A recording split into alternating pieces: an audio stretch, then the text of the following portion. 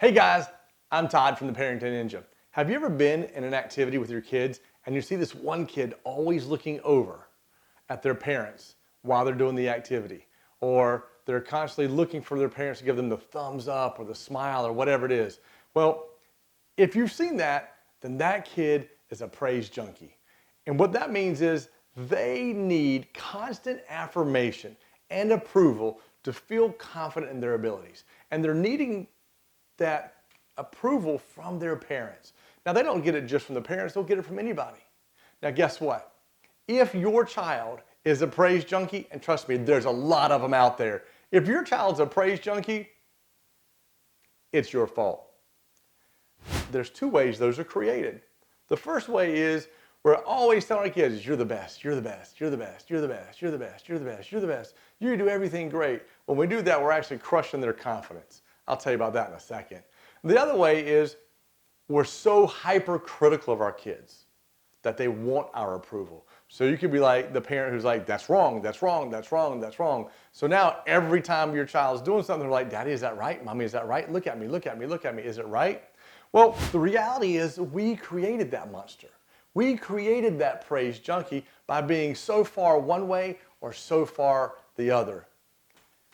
If we want to fix the praise junkie, and I say fix, if we want to correct a person being a praise junkie and needing other people's validation to feel good about themselves, it's very simple.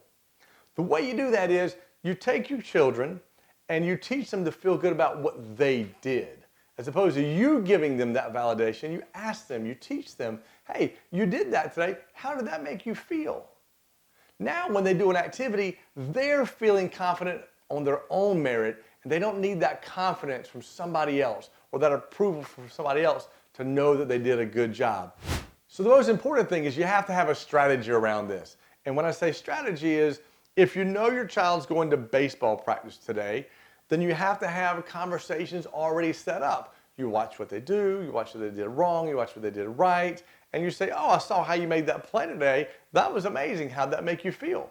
Well, made me feel good. Well, when you say good, what do you mean? Well, I felt great because I did X.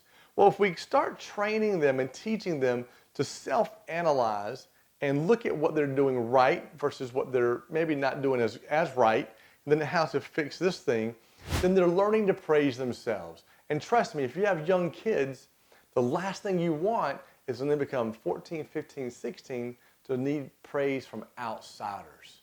Because we all know what that can lead to. So remember, at the end of the day, it all falls on our shoulders. We have to teach our kids to praise themselves and feel good about what they're doing and not need that validation from someone else. So be careful if you're a parent.